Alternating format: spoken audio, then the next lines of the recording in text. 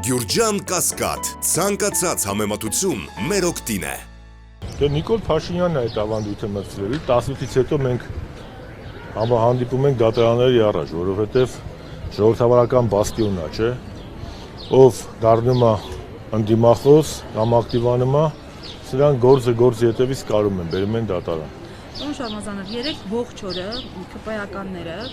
Գյումրիում դրանից դուրս ասում էին, որ սա բացառապես իրավական գործընթաց է, իրենք չեն կարող գնահատական տալ։ Լավ չեն ասելու իրաց։ Եվ Սարիկ Մինասյանն էլ տարանջատվում էր, այսպես ասած, ԿՊ-ից, ասում էր, որ ինքը այս ամենի հետ կապ չունի։ Այս առնչությամբ ինչ գիտակ։ Ժողովուրդ ջան, ես չեմ ուզում Գյումրի ընտրությունների մասով խոսամ, դա գյումրեցիների խնդիրն է։ Եվ Երևանում, Ալավերդում, Կապանում կանգնել ասել Գյումրիում ասել, դա գյումրեցիները իմաստուն ժողովուրդ են, գյումրեցիներն իրենք կորոշեն։ Ում են քվեարկում, ոնց են քվեարկում։ Իսահակյան ու Շիրազ տված Մեհեր Մկրտչյան տված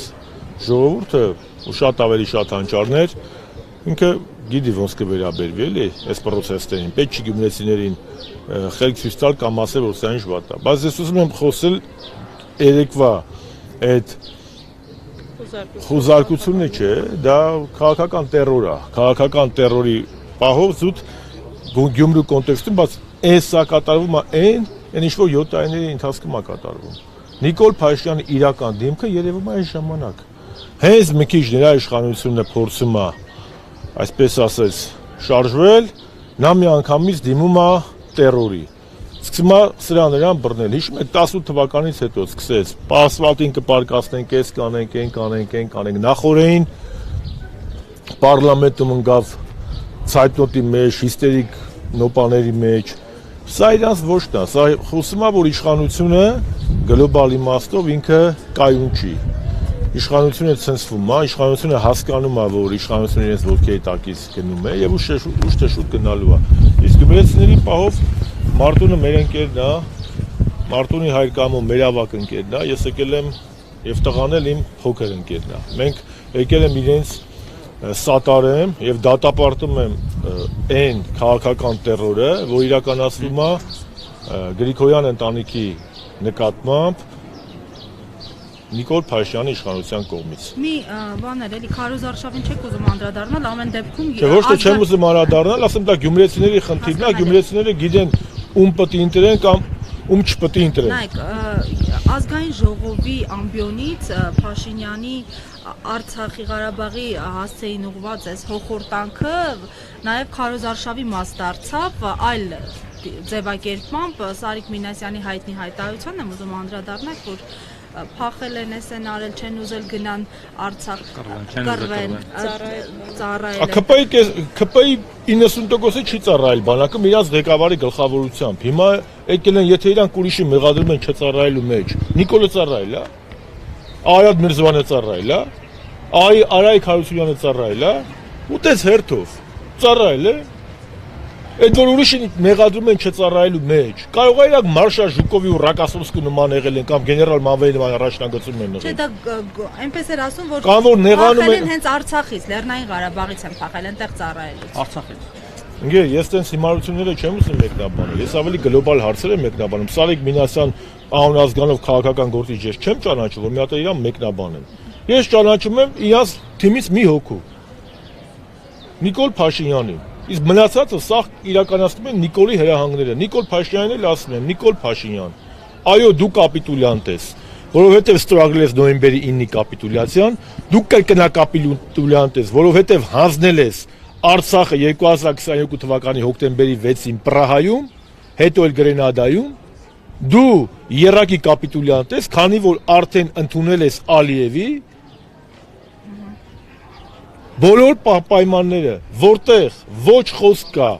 Արցախահայերի վերադարձի, ոչ Արցախի ճակատագրի, ոչ մեր գերիների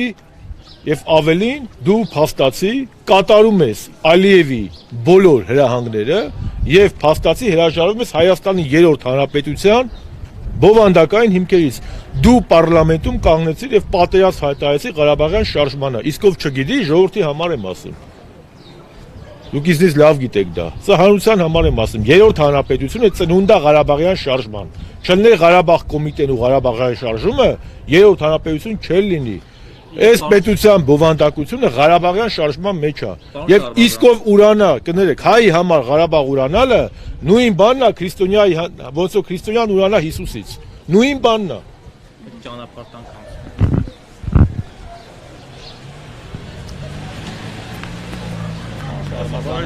Այդ նույն ամբիոնից, այդ նույն օրը, երբ որ Ղարաբաղյան շարժումը ասաց, մենք պետք է մոռանանք չշարունակենք, Նիկոլ Փաշինյանը այդ նույն Ղարաբաղ կոմիտեի հիմնադիրներին, անդամներին, նաև Արցախի նախկին ղեկավարությանն ու Հայաստանի նախկին նախագահներին վիրավորական արտահայտություններ հնչեցրեց, կտամ կծեփեն պատերով, չգիտեմ, պատեպատ կտամ, այսինքն Նիկոլ Փաշինյանը կարող է Սերժ Սարգսյանին, Ռոբերտ Քոչարյանին Նիկոլ Փաշինյանը ինչքան կա